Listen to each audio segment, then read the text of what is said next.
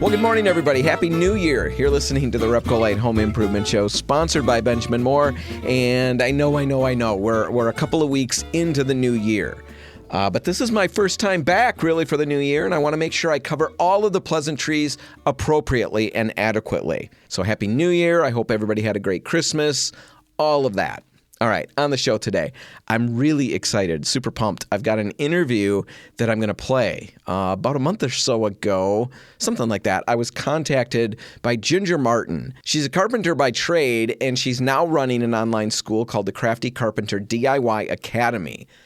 We sit down, we have a great big long conversation about what it's like to be a woman in the trades, how there's so much value, not just to the trades, but in learning DIY skills and getting comfortable tackling projects around your home. A lot of things are covered in this interview. And what I'm going to air today on the show is only a portion of the full thing. If you'd like to catch the full interview in glorious video, head to RepcoLite's YouTube page and check it out. But right now, let's get to the interview with Ginger Martin. So your dad was a carpenter and an architect? Yeah. Well, see, my family is craftsmen. I would say way back in the day. I think my dad was born like 1927. My uncles were tilesmen, floor people, plasterers. So my grandfather and uncle on his side were carpenters. So he kind of grew up in it too. Then he went to the military and decided he wanted to study architecture. It's almost like the cherry on top of the cake, if you ask me, because you already know how to do carpentry, but now you learn how to draw the drawings. So I guess he wanted to take it to the next level. He wanted to be a contractor. I mean, it was everywhere in the family. I mean, you guys had everything covered. Whatever you needed done, you had somebody who could do it. No, my kid's an electrician, and that alone has been incredibly helpful. Yeah. So many little projects, and, I can point them out. Hey, could you take care of this for me or look at it? And what I really find with him is he's a young, apprentice. He's closing in on journeyman. But what he'll do is he's looking for things to fix now. Yeah. So he'll bring things to my attention and, I could do this for you and get this switched around. And he'll always do it. He'll do it on his weekends and stuff. So that's good. But I still have to buy the parts. Yeah, but he loves what he's doing, and that's awesome. Yeah, he loves demonstrating. I think one of my favorite things of watching this whole thing, evolve for him is he loves demonstrating the knowledge that he's got. Yeah. He's the expert when it comes to this. And it's a weird shift for us because previously, I would lead the way on whatever. And now, I got to take a back seat because he knows what he's doing. It's really fun. That you must be really proud. I remember that stage. Yeah. So did you have brothers? You have other siblings? What do you get? Yeah, actually, I'm the youngest of 7. So 4 boys and 3 girls. And and that's kind of how I got into it because my dad trained all of the boys and my dad was a union contractor. So we moved to Michigan from New Orleans when I was like 5. The boys were all being trained to be carpenters. And the girls all worked in the office. Really? Yeah. You broke the mold. And yes, when I came up, I was like, well, let's see, they're getting paid $15 and they're getting paid $7. And I thought, I can do this. I can do this. So when I think back on it, I always tell people I actually was pretty cheeky because he had retired. By the time I came along, all of my brothers were off on their own, different states doing their own thing. And here I come out of high school and say, I want to be a carpenter. And he's like, I'm retired. And I said, I don't do that anymore. Yeah. Yeah. And I told him, I said, well, you're just going to have to come out of retirement. Like you taught everybody else. Like you have to teach me. I can't take no for an answer. So he put a proposition. He said, all right, well, what I taught your brothers in 4 years, you're going to have to learn in 2 years. So I sometimes look back and I think I should have just went to college, but because that was a hard 2 years. We would come home from work and he would throw project management books at me and you need to read this. And oh my God. He ran you through it. Oh my God. I had to know like the weight of all the nails, he took me through it. When I started, people didn't want me on the job because what is she doing out here? That type of, atmosphere. And then like 2 years later, I was being requested, is she working? Can she come out? Ask her if she wants to work on the weekend. And So that I had feels made great. That's really cool. And that was really cool. You're in a field where there's not a lot of women at that point, right? There's not a lot of women in it now yet. Actually, I think in the States, it's like 4% women in construction. That's pretty low. But when I came out there on the job, I think my first union job that I was on without any family member was in California, and the job was over 1,000 men, and there was 4 women on the job. And there was a carpenter apprentice and me. So there was like 2 carpenters and an electrician and a laborer that were out there. But yeah. So I know that, you grew up with it. I know that in the intro video that I watched, you talked about being on the job sites 3 years old and stuff. Oh, yeah. Yeah. So a little kid and starting to work at 7, I think you said. Well, was that fun for your dad to have you along? I'm sorry, swinging a hammer, using tools. Oh, yeah. So I just remember always being either in the office or on the job. When I was in 3rd grade, he was remodeling the church of the school that I was going to. Mm-hmm. So after school, I didn't go home. I would go to the back of the church and just help him, hand him stuff. And the nuns would bring me cookies or something. And so I don't remember not knowing the names of tools. And sometimes I would be on a job and I'd have a problem and I would be thinking, now, how can I do this? And it would just pop into my head. And a lot of times I would think, I don't even know how I know that. Like, I don't remember learning that. It just came to me. You're just immersed in it. Yeah. So when I was 7, my dad joked about me trying to bend a nail and staying outside for hours, hitting the nail, trying to not bend it, straighten it. It was a bent nail, and I was trying to straighten the nail. Yeah. So I always never was shy about using tools or trying to fix something or make something or, my apprenticeship, it was hard because, like I said, he made me do it in 2 years, but there was so many memories from that. Like, I just want to, like, women that are getting to it or anybody that's getting into it, you're going to have your mistakes. I glued my fingers together once. I have fallen through a 2nd floor floor joist. I climbed up the ladder and I stepped on the plywood because we were putting the subfloor, and it wasn't nailed down, and I just went straight through back down to the 1st floor. You had to hear it that time. Oh my God, all the time.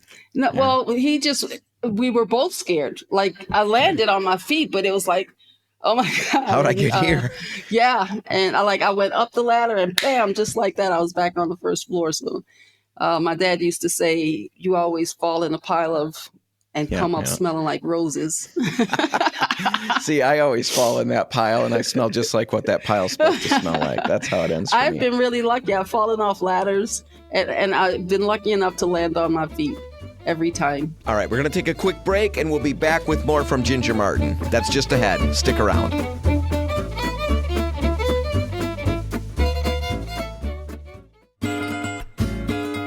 And we're back. You're listening to the RepcoLite Home Improvement Show, sponsored by Benjamin Moore, and we're in the middle of a recent conversation I had with Carpenter Ginger Martin. And remember, if you like what you're hearing, this is only a small portion of the full interview. You can catch it all in video format on the RepcoLite YouTube page. But now, let's get back to the conversation. When did you decide that you wanted to go into the trades? I know that you said after high school you talked to your dad. When did the thought process start to solidify in your head? I wanted to be a figure skater. Really? I was a figure skater from the time I was, I don't know, I started skating maybe about 10 or 11 or so. Yeah. And I started competing, and that's what I wanted to do. But I got disheartened because I had tried out for the Ice Capades, and they sent a letter to a place where I didn't live anymore. And by the time I got the letter, the recruitment part of it, where they were going to send for me to go out to California to train, it was already over. So you got accepted? Yeah. But you just never got the letter in time. Exactly. Well, that's a kick in the stomach. Yeah. So by then I was 17 or 18, I think. And I was just, so now what am I going to do? That was my plan B. I thought, and that's like I said, I thought, okay, time is going to pass. And I thought I can pass my 8 hours or 10 hours a day sitting in the office making $7 an hour, or I can do this and make $15 an hour. When I was coming up watching my brothers at 14 and 15, they were tearing people's houses apart and remodeling. And I mean, big jobs like porches and sure. bay windows. And they always had money. Like they always had money. And so and I always had to ask them for money. Hey, give me some money. And so when I graduated high school, I thought, yeah, I want to make the most that I can. And entering the world to me was still, I guess, a little scary. And I knew I didn't want to go to college. So I just How thought, come? Why didn't you want to go to college? I just had a bad school experience the whole time. So I just never really liked school. And I didn't, people would say, well, college is going to be different. I didn't trust that it would be. And so I just thought, I'm not doing this anymore. No, I know. I went, and I guess it helped me. I mean, I'm sure it helped me. It didn't hurt me. Yeah. It cost me some money. But other than that, I learned some stuff. Am I using it? I don't know. I guess I'm using parts of what I've learned. So I don't think it was a bad thing. It's just I'm very interested because I've got 5 kids. And now we've got 3 in college. I guess I've navigated this scenario, but it was a big deal because it's expensive. It is. How is this going to work? My kid, the electrician, I don't know that I'd say he had a bad experience in school, but what I would say is that school wasn't his thing. Yeah. He did high school just fine, but I was wondering how college was going to go. He wasn't a good organizer in a sense for the schoolwork and just getting his schedule timed and doing his homework on time. And I thought, oh, I don't want to go back to college just to help him through college. Oh, How's that going to go? And it just wasn't his thing. And then he decided on this path. And oh my goodness, it's opened the eyes up of my other kids. I've got one who's a teacher and she's thoroughly thrilled. 2 in college now. Both are thinking they're going to get their degree in whatever, but they're going to pursue a trade. Okay. That's what they're going to do. But Caleb, my kid, is just sitting on this wad of money.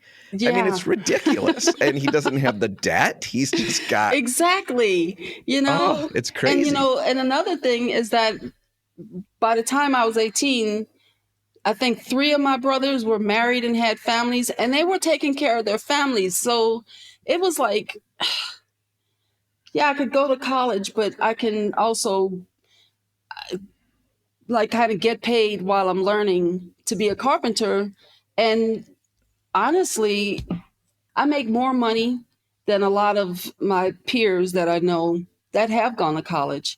And I think a trade is, if anybody, women or man or woman that wants to go to through a trade, I think it's a really great thing because not only are you getting paid to learn, but especially if you join a union, you get benefits. You get everything that you would get in a more corporate setting, but the money is awesome. Yeah.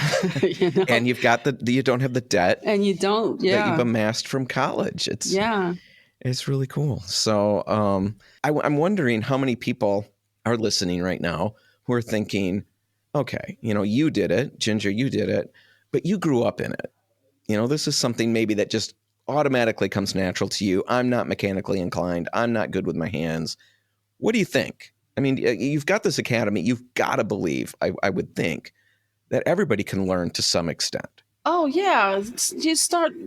Everybody starts somewhere. And like I said, even me growing up with it, when I actually went into it and started, I glued my fingers together.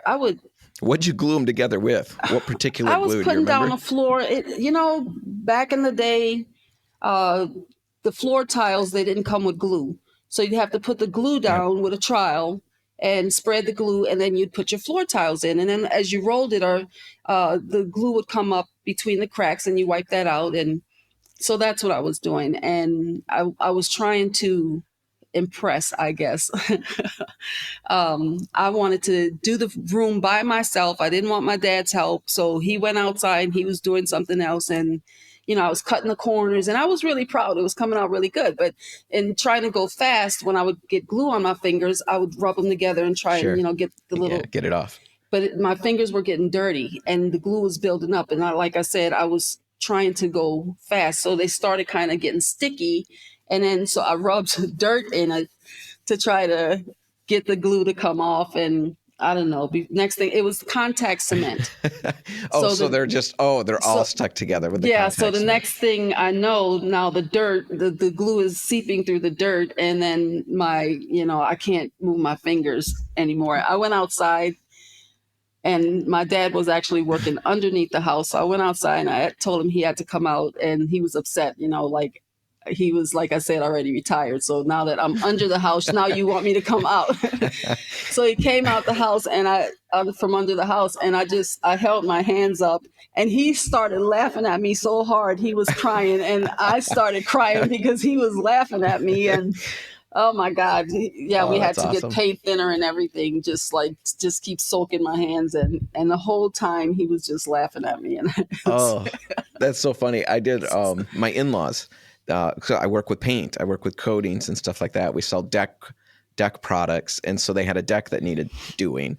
And, it was early on in the whole marriage. And I'll come over. I'll help you out because I'm the expert. I know what I'm doing. And I was going to be impressive too. And I stained myself into a corner without realizing it. And I got done and I turned around, and my father-in-law was down on the ground with his coffee looking at me. He says, "How are you going to get down?" He says, "I've been watching you for an hour.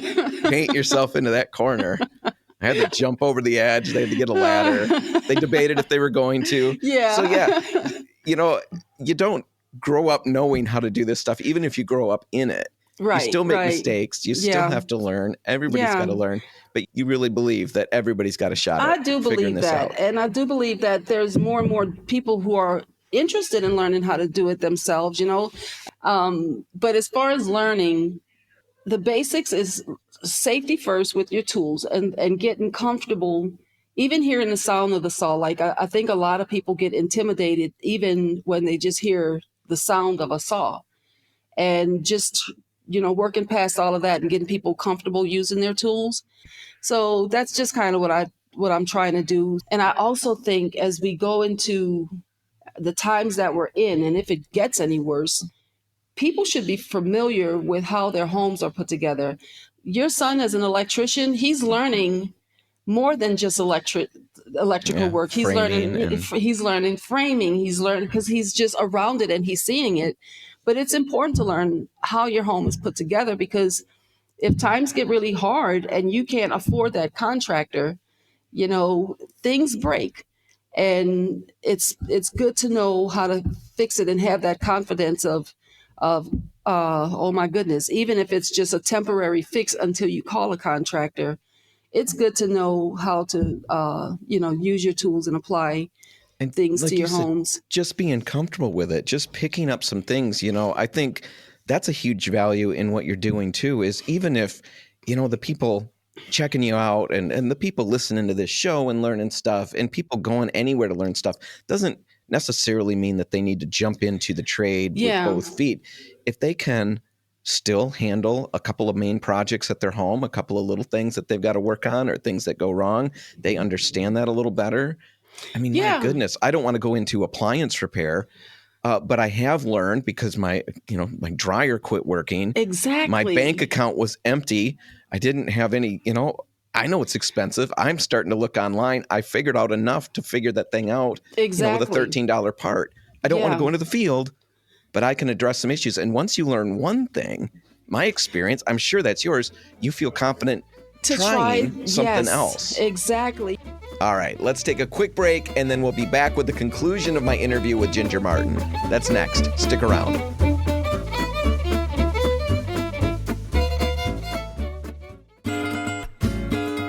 And we're back. You're listening to the RepcoLite Home Improvement Show, sponsored by Benjamin Moore. And I've got the final part of my interview with the Crafty Carpenter, Ginger Martin. And remember, you can catch the full thing on RepcoLite's YouTube channel. And if you do that, you can put a face to the voice. And that's always kind of nice. So be sure to check out that video on RepcoLite's YouTube page. But right now, let's get to the conclusion of my conversation with Ginger Martin. Someone was throwing a washing machine away, and I asked him if I could have it.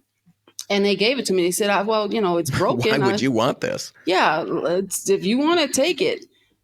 I took that washing machine apart, and what had happened was she had a toddler. His shoe had got stuck into the rinse pipe, so it wouldn't rinse. I pulled the shoe out and I had that washing machine for years and years. Wow. It's just brilliant, when you can do these things and you learn a little bit. I fixed air conditioner, and that's a big deal in the summer when, we came home from something and it was 80 some degrees. It was during a crazy hot heat wave by us, and 80 some degrees in the house, which is not pleasant. And I'm a gentle soul, so I need my air conditioning. And oh man, look at the bank account again. Oh, we're gonna have to figure out how to fix the air conditioner. So I'm looking around. What are the most common things? And I find there's one thing really, really common. It's the capacitor. Most of the time it could be this, if it's doing these things, because you can even tell the internet what it sounds like, what it's doing. It starts up, this happens, it's probably this. And I look into it. They gave me some troubleshooting things. It looks like that part isn't working. It was a $13 part again, or a $20 part. Yeah. And there's some safety things you got to do to make sure you do it right. But I fixed the air conditioner. Yeah. It limped through another year or two before we had to put a new one in. I mean, that's it's great. Crazy and yeah, you do get this confidence of, if I fix that, like I've fixed plumbing pipes. I've walked people through on the phone where their main water line had broken, and what to do until, the city got there, shut down the water at the go outside. There should be a little, cap in front of your door. So you need to shut that water off, and just, the confidence you have. And, I have an air conditioner story, too. I was pregnant, and this was in Texas, and it was so hot, and the air conditioner, it was a window unit, and it had broken. And I couldn't sleep like that. Like I can't sleep like that. So we can't live like this. I can't. So I get up in the middle of the night and I'm like, I can't do this. I got to take this thing apart and see what's going on here. So I turned the air conditioner on, and it started going pop, pop, pop, pop, pop, pop, pop, pop. And it started shooting pieces of a snake out of because I had taken the front part off. So the blower part. Yeah. Yeah. A snake had crawled up in there. Well, that's not a fun find. No, so the fan, it got cut up and spit out at me. And so now I'm screaming like I'm brave, but I don't. You're not going to sleep the rest of that night, even if it gets cool in the room. I don't know if I want to use the air conditioner now. Now that I know snakes can crawl up there, but that was horrible. But once again, you had the guts to jump in and open the thing up, right? Yeah, and it did. It worked. Again, it worked as long as we lived there. So, be brave. I've fixed VCRs back in the day, but once you get that confidence, you're willing to at least try. Well, because what you're talking about, those aren't carpentry things. Those aren't carpentry skills that you're talking about. Yeah, and you're trained carpenter. Right? Mm-hmm. You're not trained any of these, but it's exactly what we said. Once you learn a few things, I was just a complete dope in high school when it came to cars. I had friends who loved cars. They would putz with their car. That wasn't my thing at all. And I just assumed that I was just an idiot when it came to cars. It was not my thing. I'm not mechanically inclined. But man, the lack of money will propel and will cause you to do a lot of things and to dig in. I could either, do nefarious things to try to get money, or I could try to fix the things that are broken. And I learned to, swap, change brakes and the fun of it. It really becomes quite fun. Once you get over that initial fright of I'm jumping into something really over my head. But I had done a few little things around the house and I thought, those have worked. Why can't I do that? It's already broken. Like, what's the worst I can do? Well, with the brakes, I guess it could be severe, but I've done mechanic work too. Yeah. I guess the thing I look at is every time something goes wrong, the kids will call, because now I've got 5 kids. Multiple people have cars. So everything breaks more readily now because there's just more of them. And that's always the first thought. Is this something I can hack and something I can tackle? And I'll look it up. And sometimes it is. Sometimes it's something, we can do this. We can do this really easily. Yeah. And sometimes it's no. I know better than to jump into that. So how long ago did you start this academy? I just started the academy, I think back in August, but I didn't know how to start it. I've been actually working on this for about a year now. And I was teaching at a high school, And I've had so many, people and women come to me and say, man, I wish I could. One lady said, if I could do what you could do, my house will look different every year. She said, I would just change things. Yep. And I thought, but you can do it. So, and I did want to teach it, and I wanted it online. And so I started putting it together. And at first it was just a YouTube channel, and, I had to go through all of my technical training because, like I tell people, I'm a carpenter. All of this, how to work this and work that that's a learning process. Mm-hmm. So that's where I'm at now. But I just want to help people, like I said, not just for economic causes or whatever reasons, yes, but also the joy of making stuff. I've made chopping boards and Christmas trees. And once again, I just feel like if people or more women get in touch with their tools and get involved and learn how to use them, just the possibilities are so endless of what you'll be able to do. And the confidence that it brings is also priceless, Once you learn how to use tools and understand basic principles like, plumb, level, and square.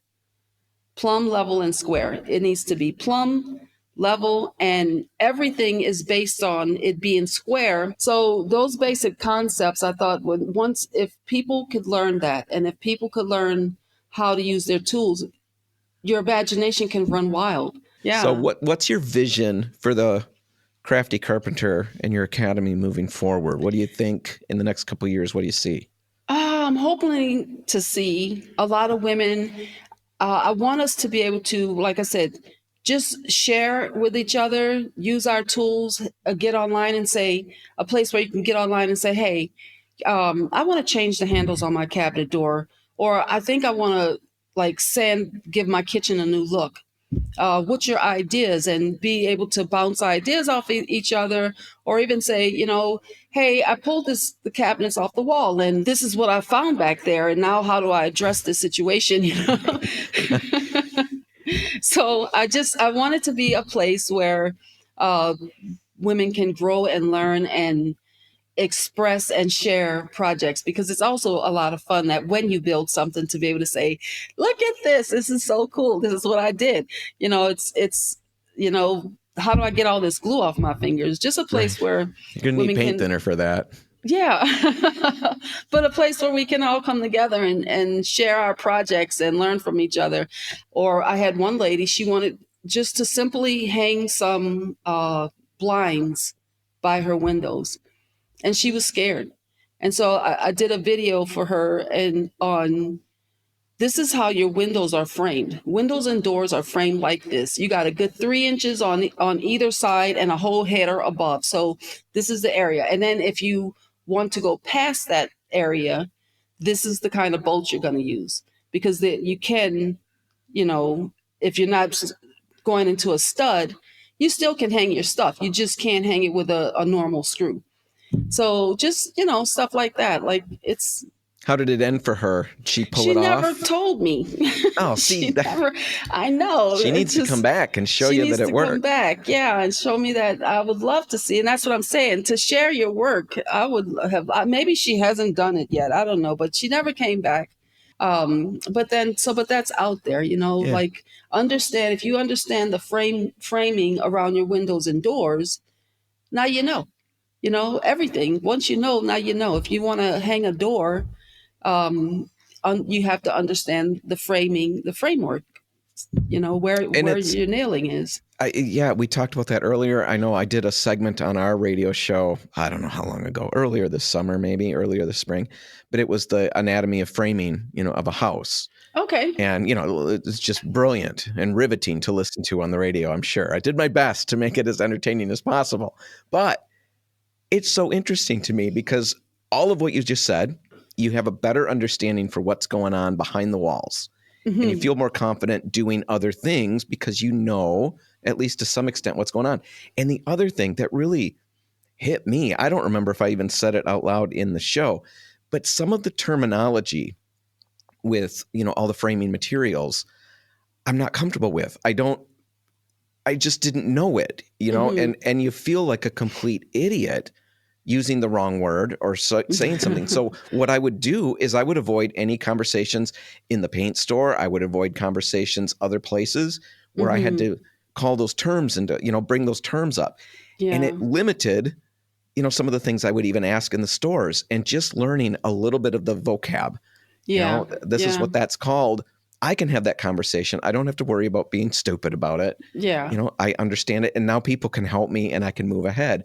For me, I hate feeling stupid. So I would avoid those things. Just the language alone helped me a lot. So your academy, is that largely, it seems like it's exclusively a woman's thing, right? It is just for women? I do have I think there is a man or two in there, but so I haven't excluded men, but I was trying to make it a place for women because, like I said, my experience on jobs and then, like you said, terminology. And I just feel like there's a lot of a sense of intimidation that women can feel trying to learn carpentry or a trade. And so I just wanted to make a place where you don't have to feel intimidated. And I encourage people to ask why, why am I nailing it here instead of I wanted it there, or, why is going to take you from not understanding to being an expert. You got to just keep asking the whys. So this academy that you've got going, is there a charge for that? How does that part work? No, the academy is actually free to join.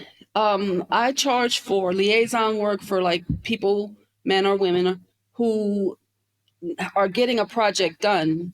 And then I'm that liaison between them and the contractor, because like you said, the terminology, permits that they have to pull, all of these things that have to be done. And I just kind of keep, the contractor should have, it's called critical path, where he has it laid out in a timely fashion. Everything should be clear and understood.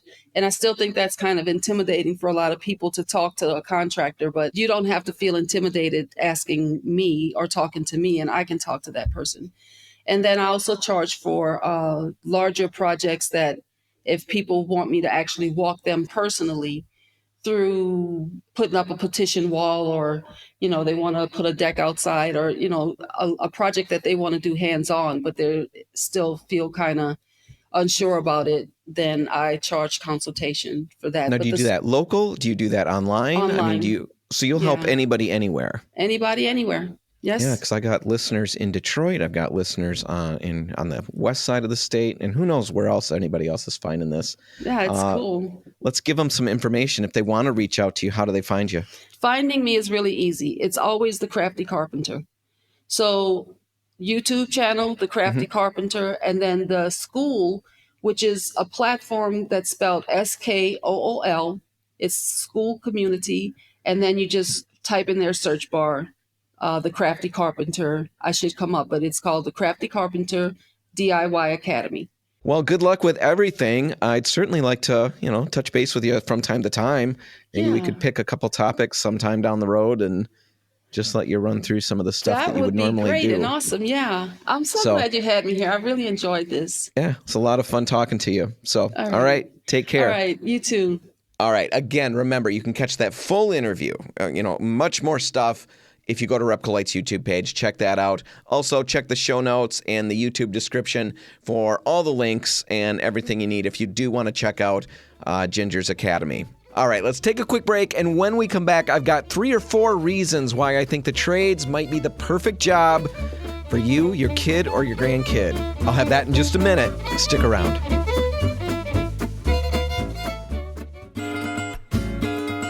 And we're back. You're listening to the RepcoLite Home Improvement Show, sponsored by Benjamin Moore, and I hope you enjoyed that interview with Ginger Martin, the Crafty Carpenter. Don't forget to check out our page, and then while you're at it, make sure you visit RepcoLite's YouTube channel for the full interview. You can watch it all in glorious video. Every moment, every brilliant question that I ask, you can watch it in near 4K definition. So definitely head to RepcoLite's YouTube channel, check out that full interview, and then while you're there, hit subscribe, ring that little bell. You want the full experience, and if you do that, you'll get notified whenever we post new content. And your life will be better for it. So definitely do all those things. All right, in the last little bit that we've got, let's talk about trades. Let's just beat this like a dead horse. We spent 3/4 of the show talking about them. Let's finish out talking about trades. And like I said in that interview, I grew up in a time when college was really considered the only path. If you didn't go to college, people assumed you were kind of dumb. You just weren't cut out. That's what I took away anyway. Maybe that's not what they were saying. That's what little Dan took away. If I don't do a big career, if I just go into work somewhere, I'm kind of dumb. And that mindset has consequences. And as a result, we've ended up with a shortage of skilled trade workers out there. And looking back, I kind of do get frustrated thinking about how the trades were just offhandedly dismissed, when they really can be a perfect fit for a lot of people. They're not for everybody. Of course, they're not for everybody. But for the right person, they're rewarding and they're a valuable path that, and we all need them. That's the thing. We all need these skilled workers. And right now, because we don't have them, there's a little bit of pain out there.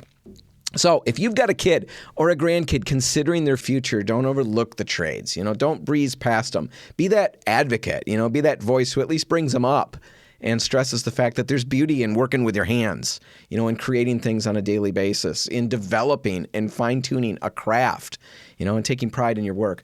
All of that can be found in the trades. Encourage those kids and, who knows where things go. So with that in mind, to help you do that, here are a few reasons why the trades might be the perfect choice. First off, one reason they're great is limited debt. College is expensive. We talked about that in the interview. And I know it's necessary for some careers, completely necessary. I don't want a dentist or surgeon working on me who learned it all back on the farm, right? I don't want that. Maybe in a pinch, maybe in a life and death dental emergency, maybe. But for the most part, I want a dentist with a degree, right? And clean hands, but even more so a degree. So yeah, some jobs need college, but that education, it definitely comes with a lot of debt. And pursuing a trade right after high school means you start earning money right away, usually without the burden of massive loans or anything like that. My electrician kid, I said it earlier, but he's socking money away right now, except what he drops on DoorDash. But he's socking money away. He's saving for a house, saving so he can start a family. It's a really, really great choice. Second, with the trades, you gain practical lifelong skills. That was in the interview as well.